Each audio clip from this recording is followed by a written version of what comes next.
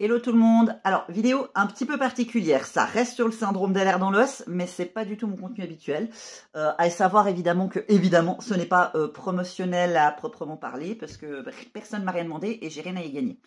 Mais si vous vous intéressez au syndrome des lèvres dans l'os, et particulièrement si vous êtes en France, je vous invite vraiment à vous abonner à la newsletter de SAID in France, et si c'est quelque chose que vous pouvez faire et que vous voulez faire, d'adhérer à SAID in France. C'est vraiment une de mes ressources à moi, en sachant que du coup, je ne suis pas français.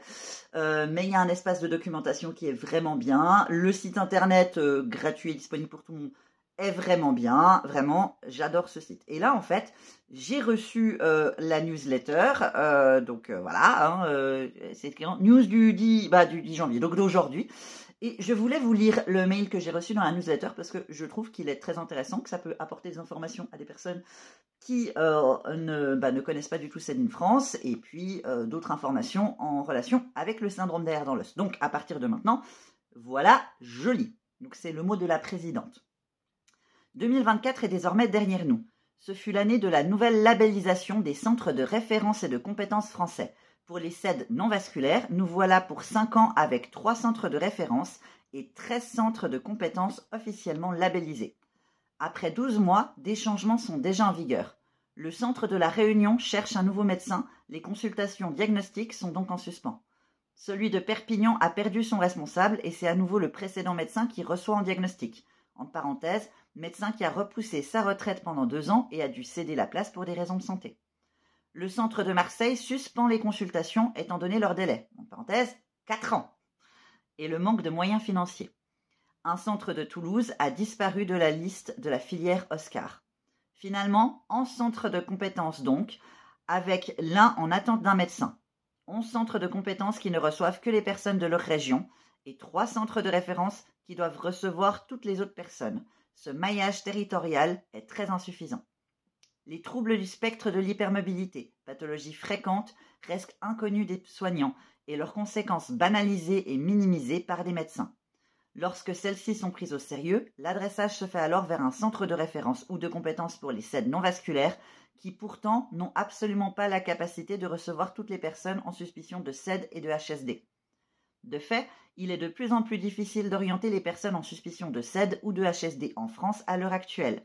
La publication du PNDS, qui devait officiellement aider à réduire l'errance de diagnostic et l'errance thérapeutique, n'a pas été suivie de l'effet escompté.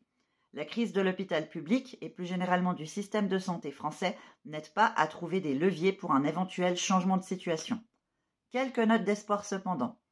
2024 fut également l'année de la publication d'une étude ayant identifié des biomarqueurs sanguins potentiels qui pourraient aider dans le diagnostic des syndromes des lèvres dans l'os hypermobile et des troubles du spectre de l'hypermobilité. Les résultats de l'étude constituent une avancée significative, mais les auteurs soulignent qu'avant que ce test soit prêt à être utilisé à des fins diagnostiques, d'autres chercheurs doivent confirmer les résultats dans d'autres corps de SAID, de HSD et de témoins. Actuellement, à l'international, aucun laboratoire de diagnostic ne propose ce test, mais s'il est validé, il pourrait devenir un outil important dans les essais de diagnostic et de traitement et apporter de nouvelles perspectives sur les causes sous-jacentes du SAID-H et du HSD. Le PNDS des SAID non vasculaires a maintenant 5 ans. La HAS, je crois que c'est Haute Autorité de Santé, impose donc un travail de mise à jour de ce PNDS en fonction de la littérature parue depuis et des nouveaux consensus internationaux.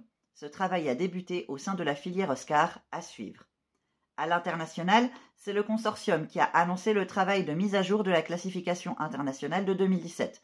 Ce travail portera sur une mise à jour des critères de classification, un examen complet et une mise à jour du cadre de classification, un parcours de diagnostic, un guide diagnostique cliniquement testé et affiné pour le SAID et les HSD, la création de parcours d'évaluation et de traitement, conseils pratiques sur l'évaluation et la prise en charge des traitements et des comorbidités qui ont un impact sur la santé, le bien-être et la qualité de vie de notre communauté. Ce travail devrait être achevé et publié fin 2026. Les 2 années à venir seront, nous l'espérons, riches d'enseignements et d'avancées dans le diagnostic et la prise en soin des SAID et HSD.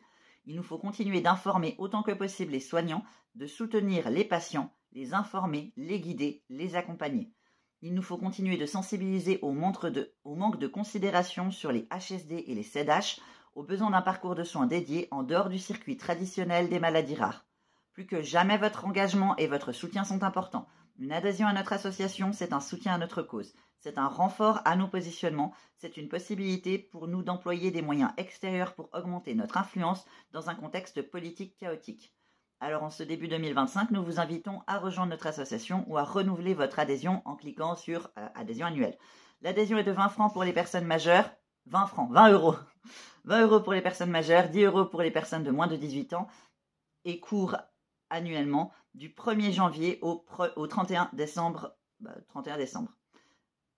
Ultra intéressant. En plus de ça, dans la newsletter, il y a l'information d'une étude entre le lien sur le SAMA et le CED à Lille. Si vous êtes de la région de Lille, renseignez-vous. Vous trouverez l'information sur le site de CEDIN France.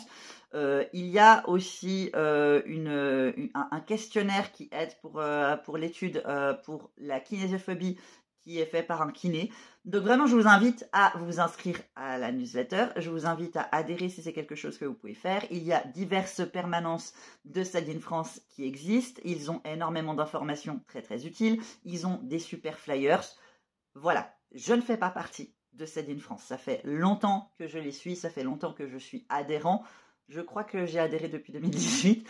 Et c'est vraiment une de mes ressources phare. Donc si c'est quelque chose qui vous intéresse, voilà. Je pense que l'email que l'on a reçu aujourd'hui est très parlant en fait pour montrer la situation en France, l'importance de se tourner vers des associations locales quand c'est possible par rapport au combat concernant le CED et le HSD et voilà. Donc si vous ne connaissiez pas CEDIN France, maintenant j'espère que vous connaissez, que vous allez aller voir leur site internet et puis si ça vous dit, vous adhérez. Si ça ne vous dit pas, le contenu gratuit est quand même vachement utile pour tout le monde.